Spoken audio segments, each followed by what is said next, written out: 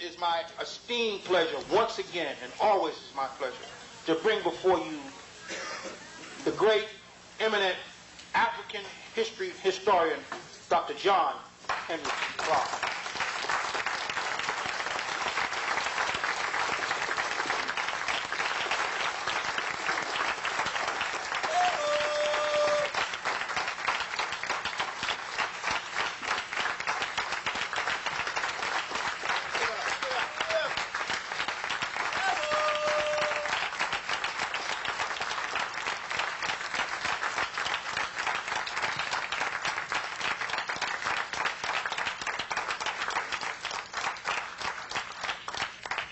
Thank you very much.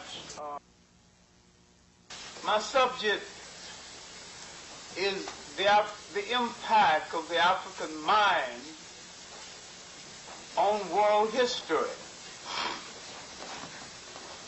We often forget that we began the beginning. We started everything. Before us, there were no books. Before us, there was no government. Before us, there was no humanity, no social thought, no spirituality that later became part of the world's religion. In County Cullen's poem, Heritage, he begins with the question, what is Africa to me? What I'm trying to do tonight is to extend the question, not only by repeating the question, what is Africa to me, but by saying, what is Africa to Africans, and what is Africa to the world? Many people have lost their nationhood. Many people have been conquered. Many people have been abused. And yet, our loss was singularly the greatest loss of any people in human history. Our loss was so great that it was difficult for us to recover, because we lost self-confidence and we lost the image of the world as we had previously conceived the world. And our loss was so devastating when it was over, or almost over. We could not address God in a language of our own choosing, or imagine God as any person that looked like us. And we began to accept the image of God resembling our slave master. This image has damaged our mind, because no matter what that image has done to you, you are reluctant to challenge the image for fear you're harming the image of God. You will kill each other for stepping on your freshly shined shoes, but you won't kill anything that looks like that image. You can steal a black man's country and get away with it. Steal his lady, he'll kill you. But only if you're black. People have been permitted through oppression to turn on you the one thing that you should use to maneuver yourself through the world. The image of yourself as brought into the world by faith, God, in your mother and father. If you say you don't like that image, that means you are denying what your mother and father, what faith in God, no matter what you call him, did for you. You're also forgetting that good is a relative term, and what is good for one people may not be for another people. And when people out of power come to power and rearranges power, good becomes what the new powerful people approves of, and bad becomes what the new powerful people intends to oppress. We forgot that we rule the state. One of the things which hampers even entrepreneurship in our own community is that entrepreneurship is part and parcel of the state. And we have forgotten state formation and state management. And if you forget how to rule a state, you will forget how to rule a candy store. And one thing relates to the other, because if the mind can conceive of one, it can conceive of the other.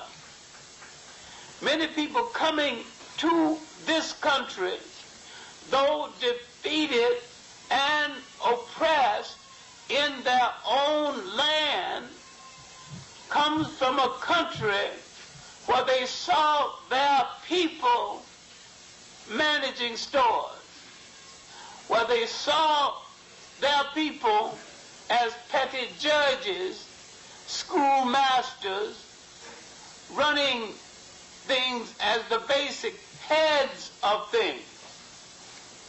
The most devastating blow of oppression that struck our mind was oppression in the United States.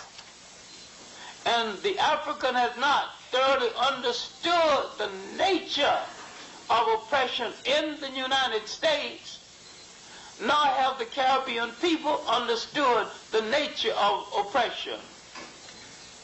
Nor have they understood their own world responsibility in African reconstruction, in giving to the world a new image of the African people in head of a state. Because when they came to power, being a majority, neither in the Caribbean islands nor in Africa did one truly African state with African values emerge. Every single state, no exception, is an imitation European state. They too forgot the time in our history when we ruled the state by values we developed, by spirituality we developed, by a code of honor we developed.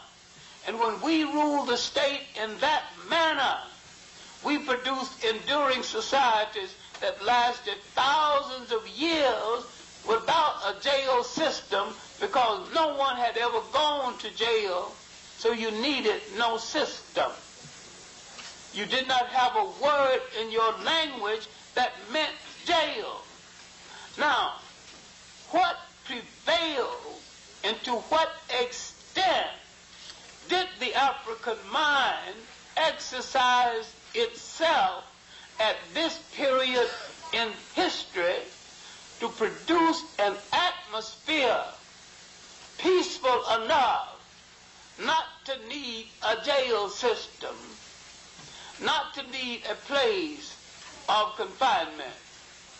There are a lot of things I can tell you to read, but I know I am wasting my time because a lot of people listen to what you say they should read.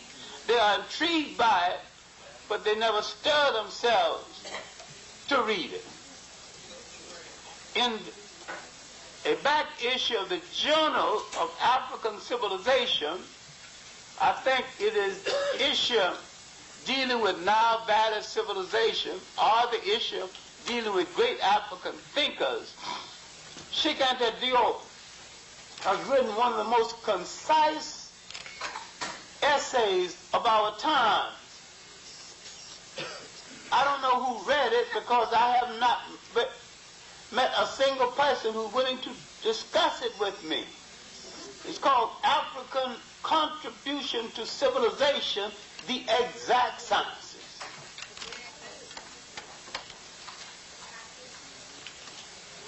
Last year, only a few months ago, his main protege, Theophile Obenga, delivered a lecture from his major new book, The Pharaonic Origins of Greek Philosophy. In this lecture, he pointed out not only that Africa is the origin of Greek philosophy, but that the word philosophy is not even Greek or European. They not only did not create philosophy, they didn't even create the word.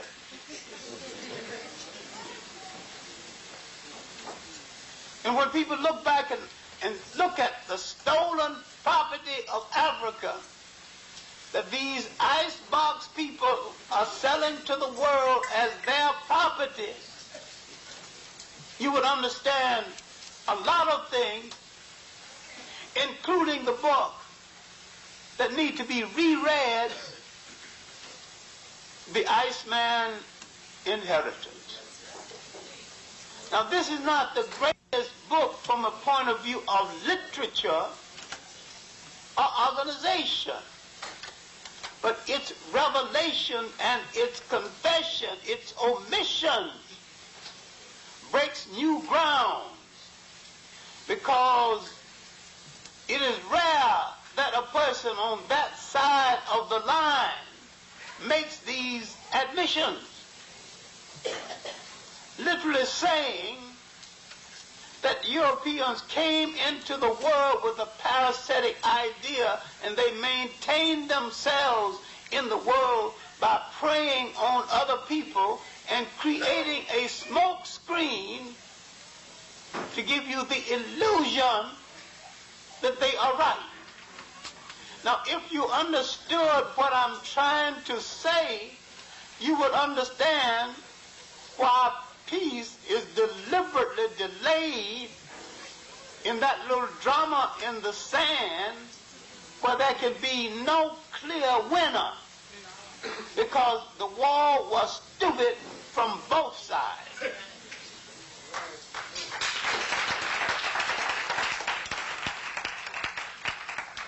And had we stayed out of it and given them a chance to settle it and stop going into it with a lie but it's about oil, when it's not about oil at all, because oil can be maintained, oil can be obtained from many places in the world other than Arabia, other than that part of the world.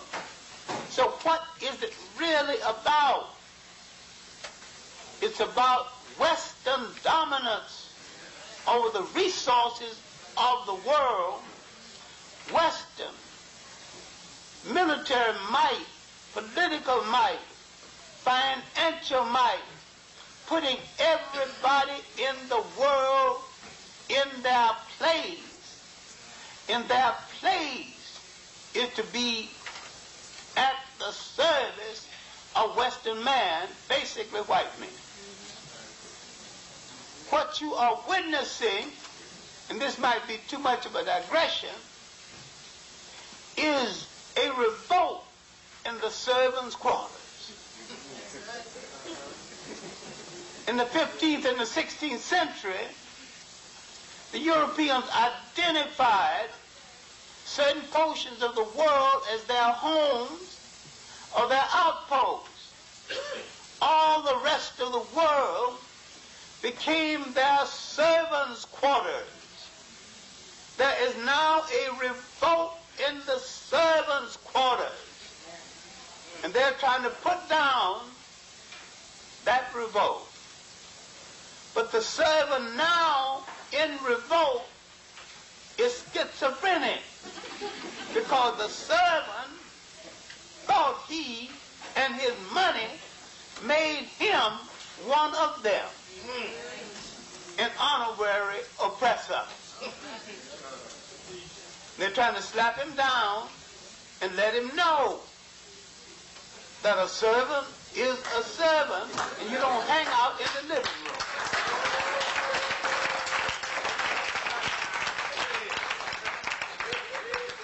And your money don't make you my equal. Right. But the servant got enough nerve to threaten one of their servants, created to serve them, created as a holding station and as a watching post for them. A white nation in an eastern sea. So now the war is more about Israel than it is about oil.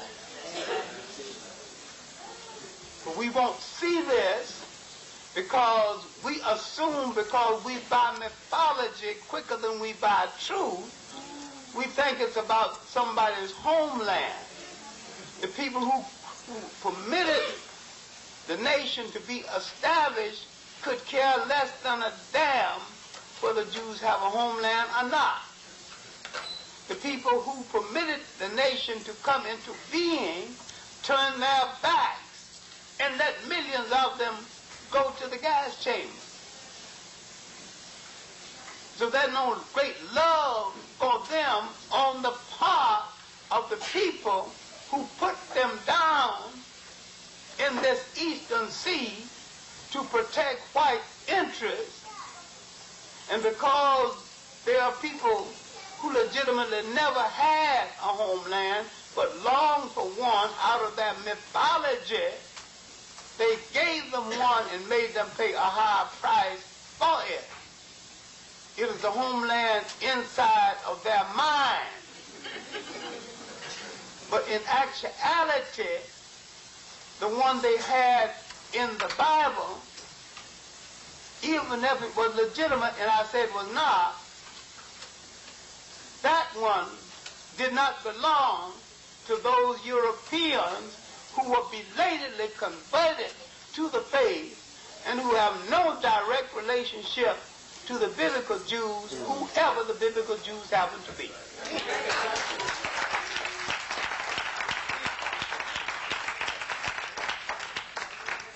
Now let's go back and examine this African mind in the beginning of time, because this African mind existed for so many years before there was a Europe, before the civilizations of the Tigris and the Euphrates existed. This African mind had brought into being the spirituality that would later be the basis of all of the world's major religions.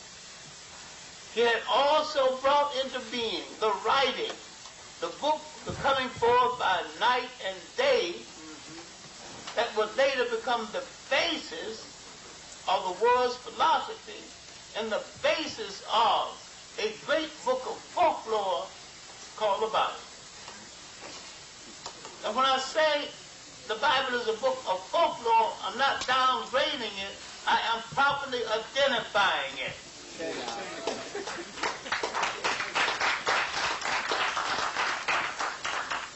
Jewish folklore illustrating moral lessons. The lessons are good lessons. Lessons of truth. Lessons of morality.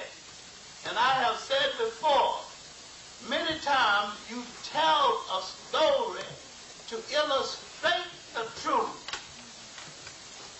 If the truth of the story gets across, the illustration need not necessarily be the truth. If you get the point. All right, now I'm going to tell you the old story I've told you 10 times before. Because it is simplicity. Animal called a spider, eating everything in sight. Greedy as he could be. He heard that there was going to be a banquet. 2 banquets, close together. He wanted to go to both of them. So he went near the banquets. He tied a string around his waist. He told one friend, when the banquet start over there, you pull, now come over here and eat. Start over here, you pull, now come over there and eat. Now you guessed it, what happened. Both banquets started at the same time. Both friends obeyed the order and pulled and pulled and pulled until they shrunk his waistline. Now, African mothers to this day tell this story to young people to tell them eat enough but not too much. Now, if the young people get across the truth of what the mother is saying, is it important whether the illustration is the truth? The illustration was made up, but the lesson from the illustration is true. You shouldn't eat so much. My main point is that in an age where very few people wrote or read books, do not think there was no wisdom in the world. Because men told stories of wisdom. Finally, some people wrote those stories down. And this became the books in the book of the coming forth by day and night, mistakenly called the Book of the Dead. It was called the Book of the Dead because when the British were robbing graves throughout Egypt, some Arabs stumbled on a grave and found a great manuscript. And the British wanted to buy it. They said, where did you get it from? He pointed to one of the tombs where you stole it. He said, from those dead people over there. And the British called it the Book of the Dead. The Africans called it the Book of the Coming Forth by Day and Night. This would be one of the most influential books in the history of the world. Because with the Hebrew migration into Africa, they would read this book and other books and copy from them the basis not only of their religion, but the basis of so much of their literature. I am not trying to delegitimize anything. I'm trying to explain the nature of its creation, and that all of this was a creation of the African mind. There was another book among the many books, Tablets of Kunafa.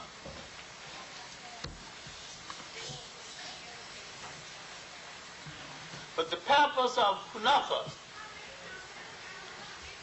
one man, but the Papers of Kananu, a man was going to the market, and some man wanted to play a trick on him, see if he could take something from him. So he put his clothes all across the road, so if he walk on my clothes, I'm going to accuse him of that. If he comes through my field, I'm going to accuse him of that. And so he went through the field and knocked down a stalk of the man's corn, and the man took him to court. And he went pleading his case.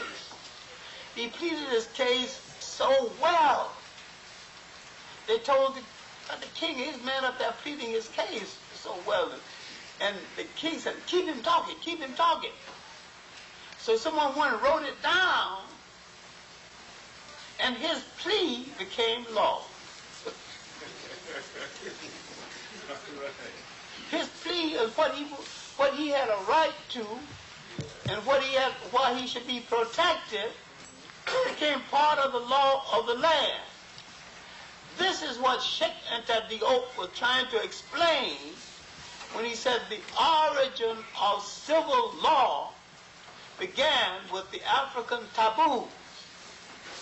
Once you decide what not to do, you can arrive at what to do. Once you decide what you should do, you can get a handle on what you should not do. Taboo means what you should not do. That's the first thing the African arrived at, what he should not do. And by a process of elimination, he could find out what he should do. This was the beginning of civil law. Not the laws of Hammurabi that came 2000 BC. The Africans were working this out 3,000, 4,000 BC. 3,000 years before the laws of Hammurabi. Yet when Hammurabi's law came on, he was from Western Asia, mistakenly called the Middle East. People said, this is the beginning of civil law. He wrote out his codes, and he said it was all right to have a slave, but you got to give him Saturday off. What kind of humane law is that? You can beat the slave all right, but you can only beat him with a stick a certain size. Islam would come along, another bring up humane law. You could beat your wife. A lot of people don't even read the Quran. It's right in the Quran. I defy you to read it. You can beat your wife, but you can beat her only with a certain size stick.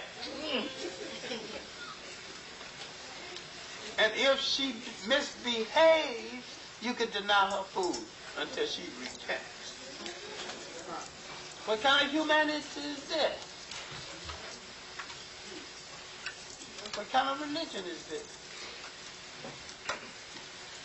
To go back to these laws created by the Africans before the formation of any religion.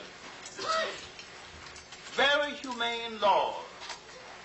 We see the African mind now working at its very best. When Africans had developed dynastic laws, laws that govern the spirituality of the human being.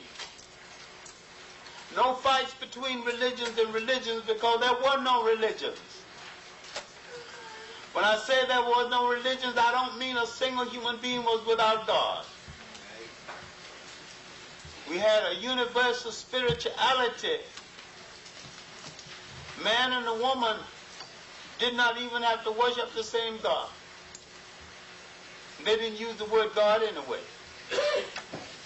Your wife did not have to worship the same force that you have to worship, or in the same way. They recognized there was a universal force in the universe, making the sun, bringing back the spring.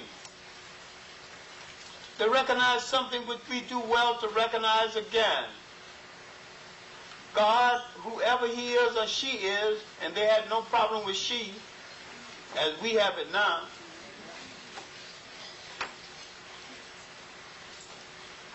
Is a part of everything.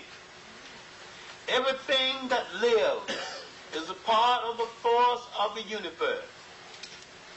And whoever the spiritual force of the universe is, he or she is a part of all living things. They did not build churches. They built symbols of the spirituality. Because if you wanted to pray, you didn't necessarily have to go to church, because spirituality was a 24-hour thing every day in the week. If you want to pray to your God, you could pray to the wind, because God was in the wind. Pray to the river, because God was in the water.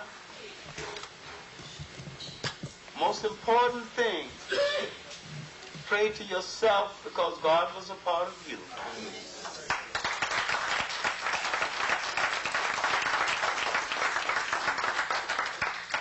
This was man's highest hour. This was man's most spiritual hour on the earth. This was a period when man enjoyed 1,000 years and no war. And when they finally had wars, they had councils to settle the wars before there was much casualty or much disaster. What I'm trying to tell you is that the African mind had thought out things that we muddle about today, and things that we fight about today, and things that we go to war about. He had always reasoned these things out.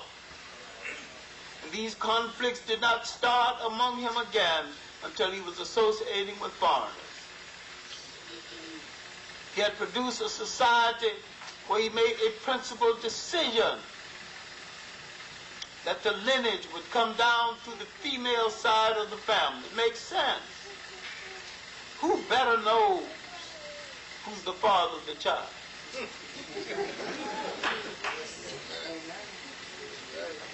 She would determine that. In this society, the king's son could never be king, but the king's sister's son could be king. Women did not come to power just because they were women. They came to power because it was their turn. She had to wait her turn just like a man. But once it came her turn, nobody could stop her from taking her turn. She could yield if she didn't want to be king or pharaoh.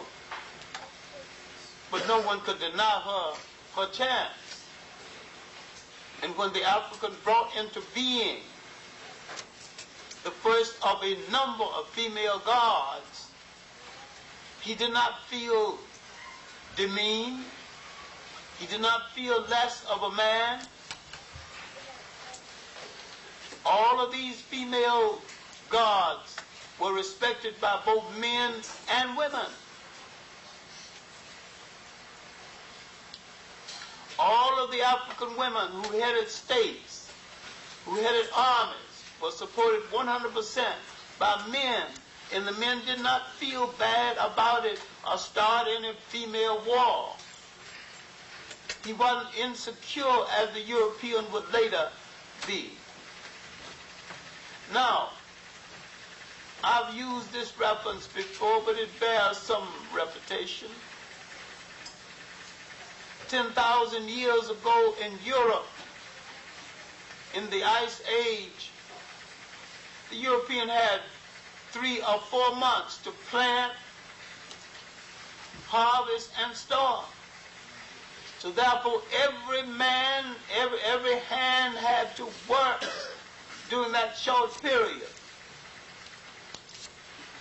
A wife was a beast of burden. A wife was a mouth to feed. So therefore, she had to work just as hard as anyone else. Everybody's protecting the romantic marriage and the romantic relationship. The same man who began his existence on this earth without a romantic relationship invented the romantic relationship. I love you, marriage.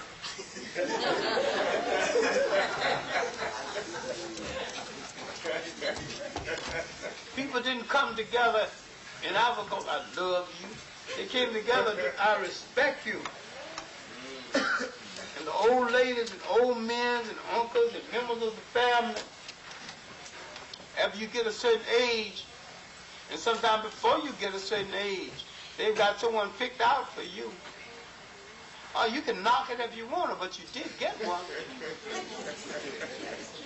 I bet you'd appreciate somebody picking out one for you now.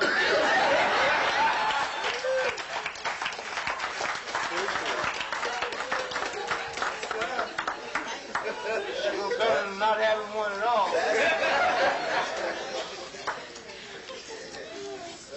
They worked out a system where no girl at a certain age was without one.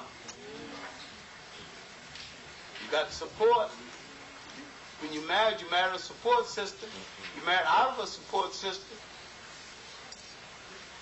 No wife beaters, no wife deserters, no teenage pregnancy.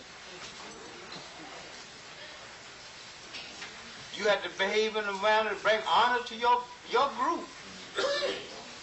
You ain't gonna think about now if hitting her, because if you think about it too seriously, she got 50 uncles, 75 cousins.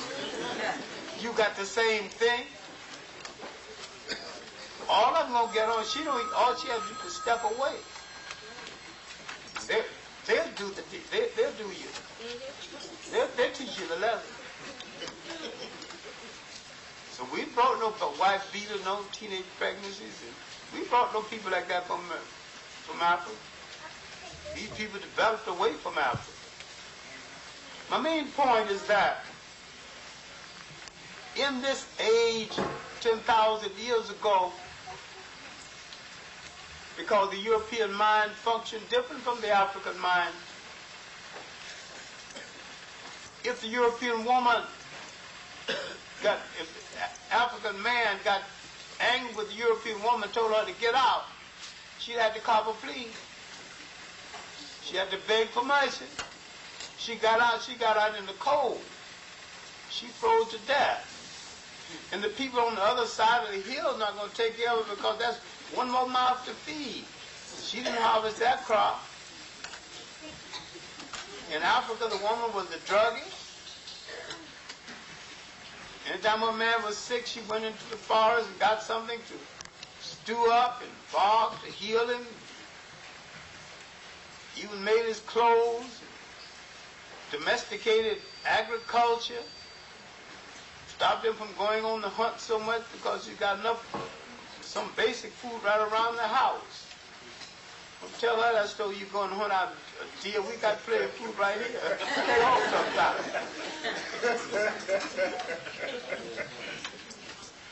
I'm the deer. Hunt me.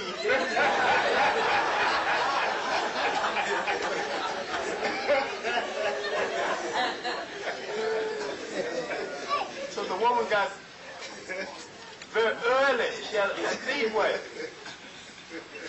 She was the food gatherer.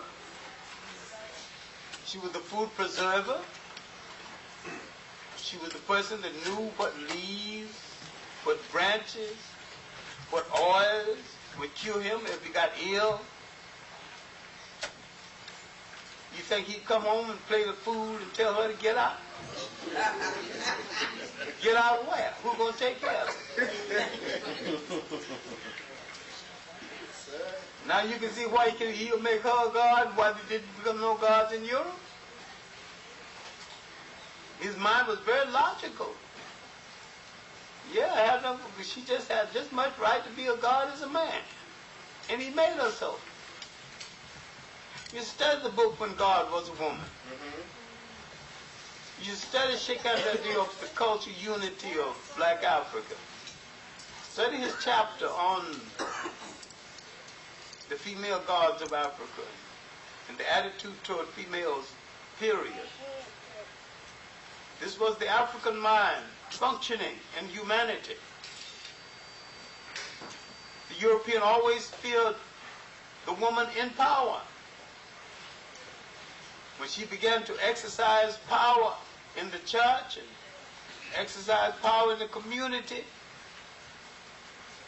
he began to have her burned as a witch. Too much power. This is documented in a book called The Mothers. It's documented in a whole lot of other books also. What I'm trying to say is that there is no comparison in how the mind functioned in Europe and how the mind functioned in Africa. I have said before, when you live in a climate where you have to compete with your brother for your breakfast, your wife, and your land, you develop a certain kind of temperament. But when you live in a climate where you can fish your breakfast out of a brook or pick it out of a bush, you develop a different kind of temperament. And that it is dangerous for these two diametrically opposed temperaments to meet and think they can create harmony. Sun and ice can create no harmony. And sand and ice, sand and sun creates no harmony. Now what is happening in Western Asia is that ice and sand is in conflict. And there's no harmony there.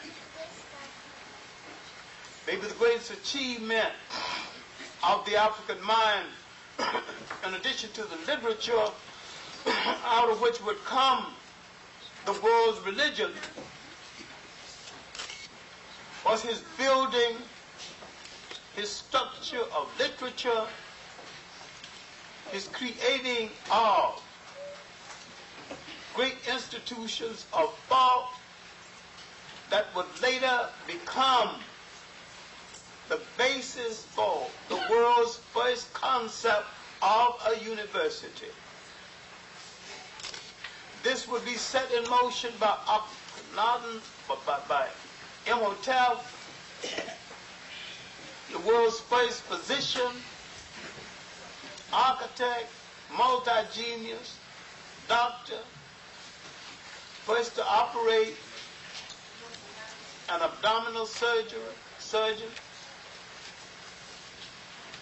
first to bring intellects around him and began to discuss the mystery of life, the mystery of fallen things, the mystery of water, the mystery of air.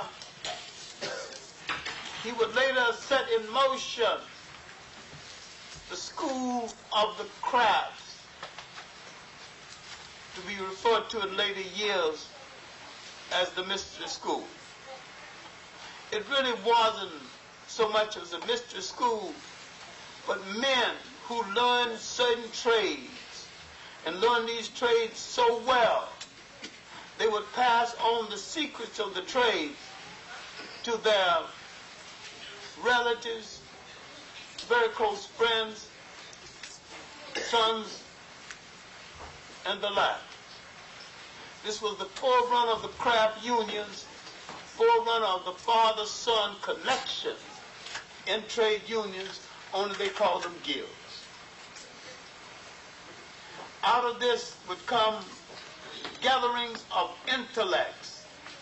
These gatherings of intellects would later find a great lodge at Luxor,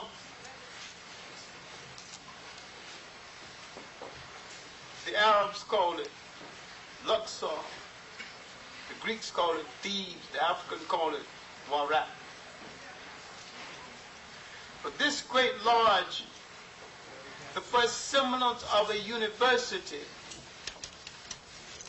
men had to go there at the age of 7 and study 40 years before it's decided whether they could continue to be a senior oracle, a senior teacher.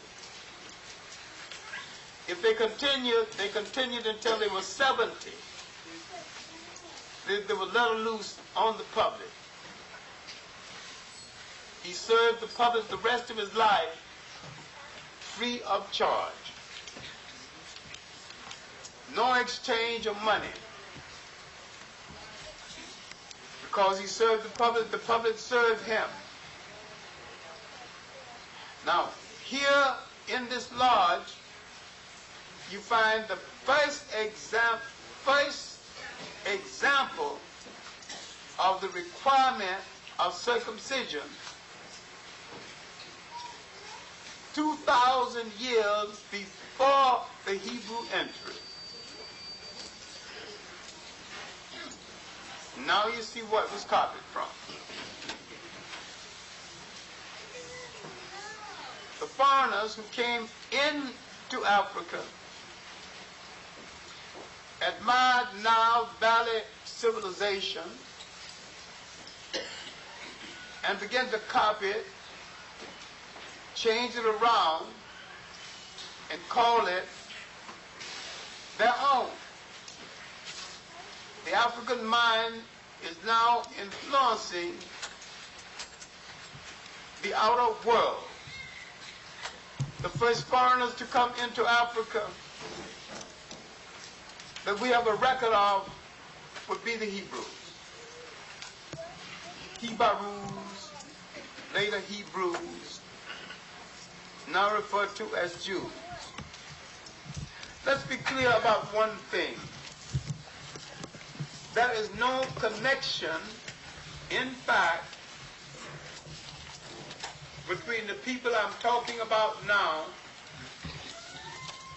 and the people who would later be belatedly converted to this faith in Europe, who are white. The people in Europe who were later converted to this faith came from a place called Kassar. All this is outlined in a little paperback book. You still can find it, although it's been taken off the shelf. The 13th tribe. Oh, Arthur Koestler. By Arthur Koestler. We explain the nature of that conversion. What did they learn from the Africans, and how did they benefit from the previous working of the African mind when they arrived in Africa? They came from a place called in Western Asia. They came looking for food, for employment. The Africans in their kindness gave them all of these things, including women. They took advantage of this situation, if we are to believe their records. When the country was invaded by some of their distant relatives from Western Asia, the Hittites, called the Shepherd Kings, they joined the Shepherd Kings against the Africans. And once more, we're to believe their records. During this period, they produced the world's first wheeler dealer politician, Joseph called the Provider.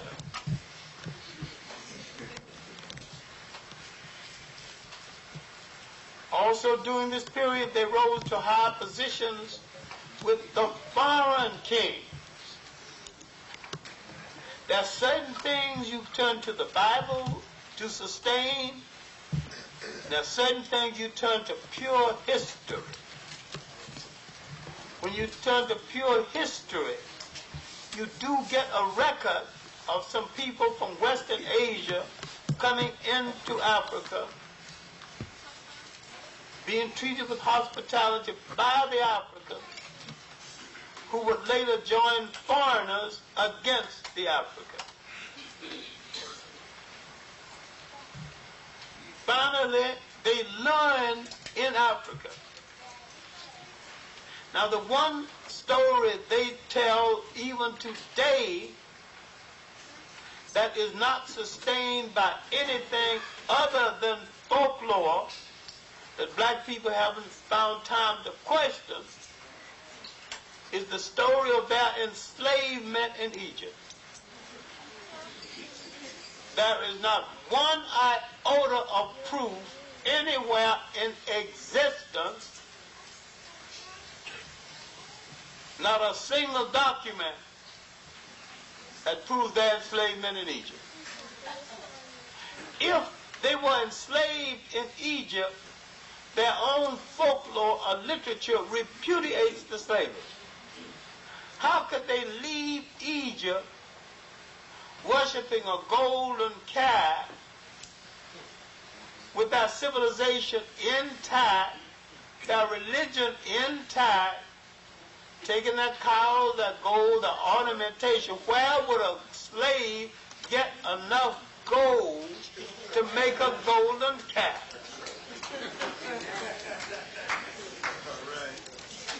Must be a well-treated slave.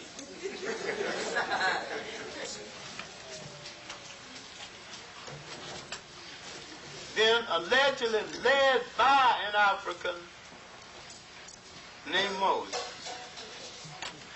Now we need to examine the literature of that day. When we examine Egyptian literature, we find no evidence of this folklore. Some folklore is partly sustained by history. Some is pure imagination. And how could they escape from the Egyptian army by crossing a river when the Egyptian army controlled both sides of the river? They would escape from the army on one side only to fall into the arms of the army on the other side. You read a little book called When Egypt Ruled the East, you will understand before the building of the Suez Canal, all of what you now call the Middle East or Western Asia was an extension of Africa in the first place.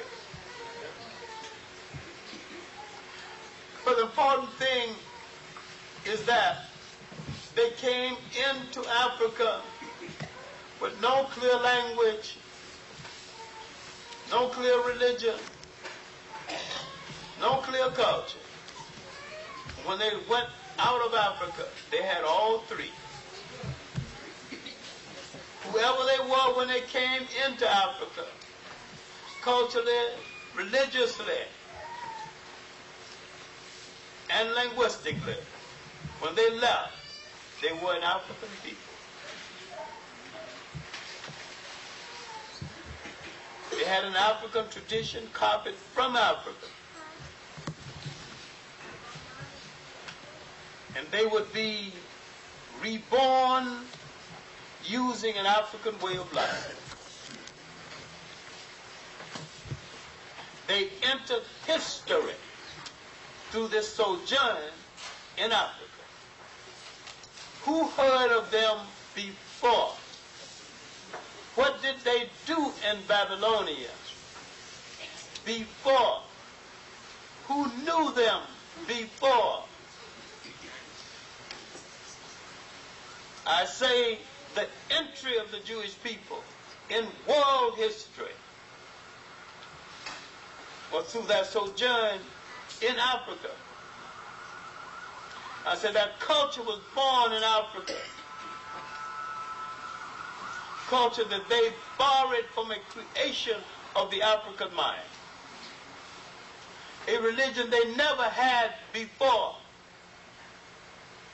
developed from what they learned from an African mind. Too many people have announced that the Hebrews created monotheism. And some people said that Akhenaten created monotheism. They were wrong in both ways. The Hebrews heard of it and announced it. Akhenaten didn't create it either. Akhenaten restored it because it was there all along. The concept of the oneness of God was part of African spirituality from the very beginning. And because the Africans never tire out God by giving him too much work to do, he gives him a lot of helpers. The Catholic gives God a lot of helpers and calls them saints, and you accept that. When African created God gives them helpers, you just use that primitive. The very concept created by Africa went into the making of the Catholic Church. This too is a part of the product of the African mind.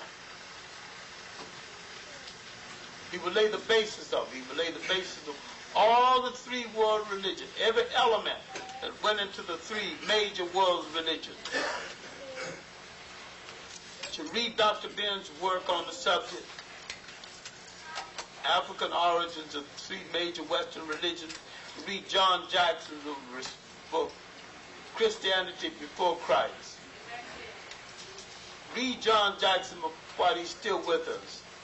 He's in Chicago, kind of cynical. Every time you see him, he says, oh, this is the last time. I may not be here tomorrow, you know. Somebody have to tell me, John, will you please stop boring me with dying every minute out of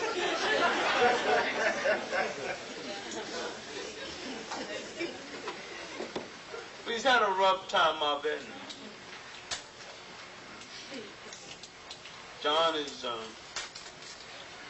North Carolina Light Brigade, and could have passed for white if he wanted to, and every time he wants an apartment in New York, he just go past for white and gets it, you know.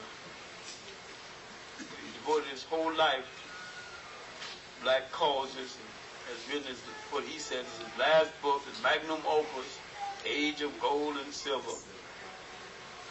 Will the World to Me, and a girl called Ava. Carry on in my name. I'm finished. 83 years old. That ain't nothing. Du Bois is 95 and had laid out a plan. It would take him 50 years if he finished it at 95.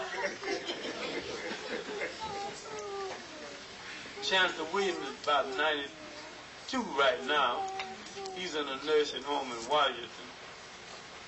Now, what I'm trying to say to you is that we have inherited a spirituality created by the African mind. We have inherited the basis of a technology created by the African mind.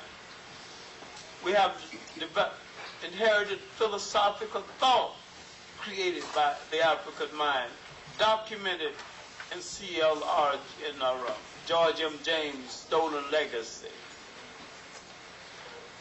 More documented now in the new book by Obenga, The Pharaonic Origins of African,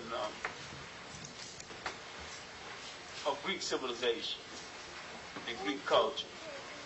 And still again in Sheikh Anta Diop's new and still unpublished work, Civilization of Barbarism. There's a lot of people who've done that work well. You haven't read them well. White man named Martin Bonnell, comes along with a book called Black Athena.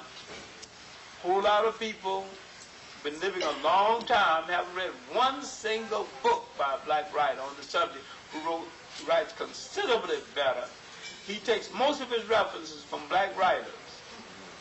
All the black writers who haven't read any black books are now reading Martin Bonnell, quoting him. And he got most of his stuff from Dr. Ben. Hung out in his class.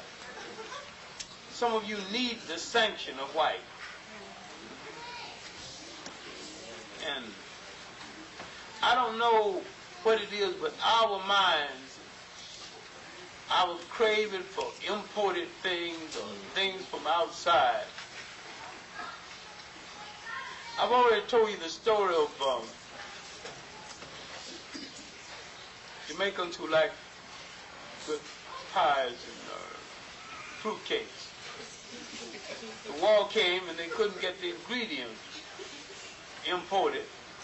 Some enterprise in Jamaica took some local fruits, stamped the word imported. They bought it.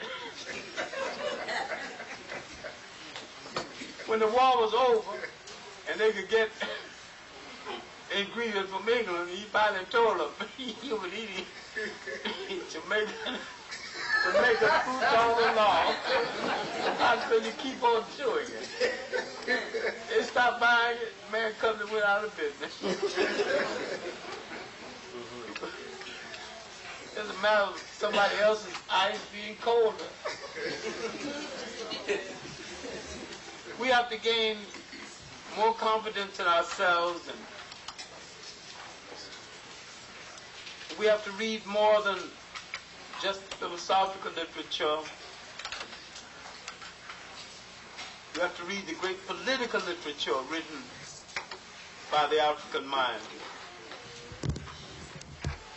The work of Nnamdi Ezekwe of Nigeria, African Renaissance, his book on Liberia, his autobiography, African Odyssey.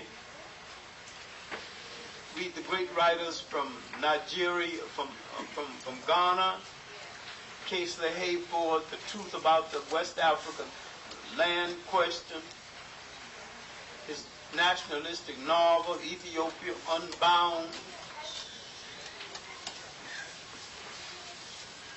Another work by Danquah, a great spiritual political leader of Ghana, The Canned Doctrine of God,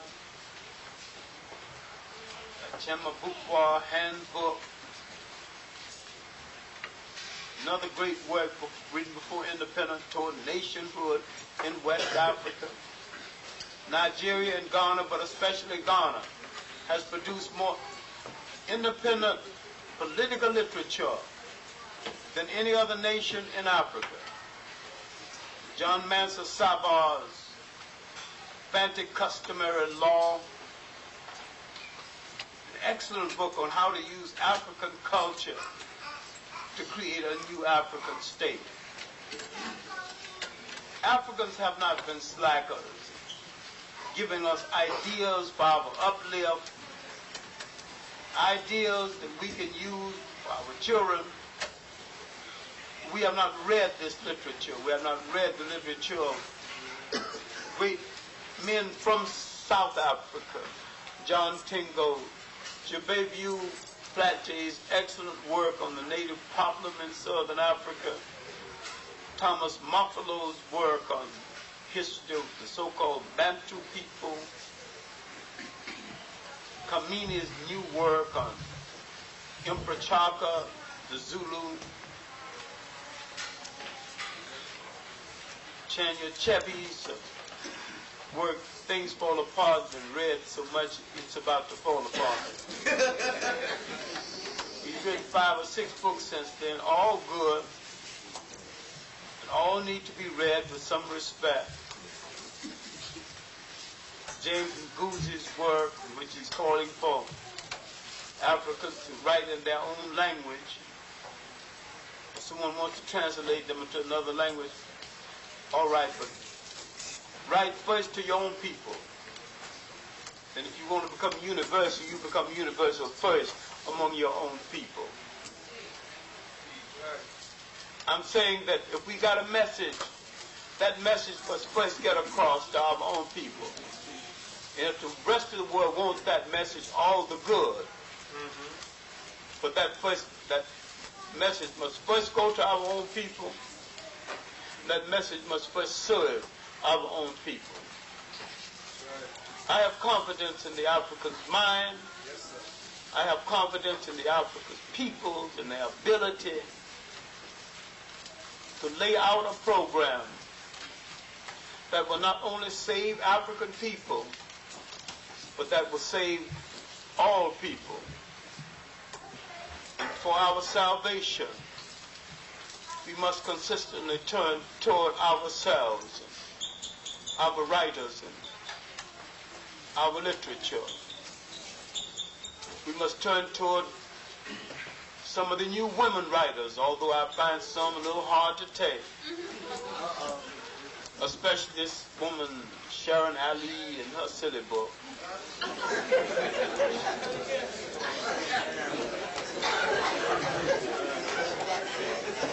I find that Reverend Cleave's daughter has written a short book called Mad at Miles, because she heard that Miles, what's his last name? Miles Davis didn't treat Cicely Tyson right. And from that, she took off and did a very good dissertation on women in general. I thought that was more intelligently written and some kind of depth that you could get a handle on, and it's usable. There's a debate going on about man sharing, whether we should consider it or not. My answer is you can do it with intelligence and respect and dignity. Think about it, but if you can't do it, it's going to be just unofficial pimping, forget about it.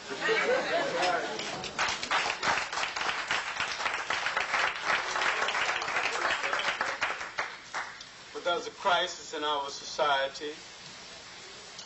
There is a crisis in the relationship between man and woman and family.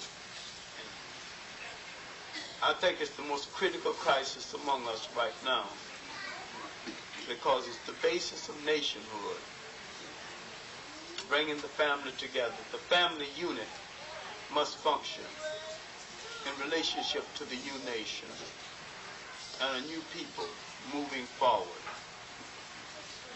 I don't think any of us read enough. I think there's some sincere people, both men and women, among us, doing some good work. I have great admiration for the work of the transplanted Barbadian writer, Fuller Marshall, born here in Brooklyn, of Bayesian parents, who writes with such beauty and such knowledge of the politics of what she's saying. Some of the things of Maya Angelou are more entertainment than informative, though she's still a friend. I think there's beginning to emerge a new kind of historian and new kind of thought, social thought, and finally that I'm not in the classroom every day. I've begun to do more political work in my own writing, having finished my first big political book, and I started on my second one, Conditioned Reflex, the Dilemma of the Africans Away from Home. I think good work is still going to be done. I think a lot of things out here is a fake, but I know that you have enough smarts to separate one thing from the other. The general scene is hopeful in spite of all the phoniness you have to wade through. I think the African mind, both man and woman, has the capacity to bring African salvation into being. I don't know when it will be the time for me to go, and I'm going to delay it as long as possible. And I'll even ask God for a little more time to stay on the earth, because there are so many things to do. But when I leave, whenever it is, I'm going to leave with the confidence that my people have the capacity, the mental capacity, to deliver themselves and create a new freedom that will ensure the freedom for their children and other children still unborn. There's so many ways a man can say to a people that my life has been a great love affair. And that love affair has been with you. Sometimes it has been rough. I don't know whether I would want to have it any other way. Thank you.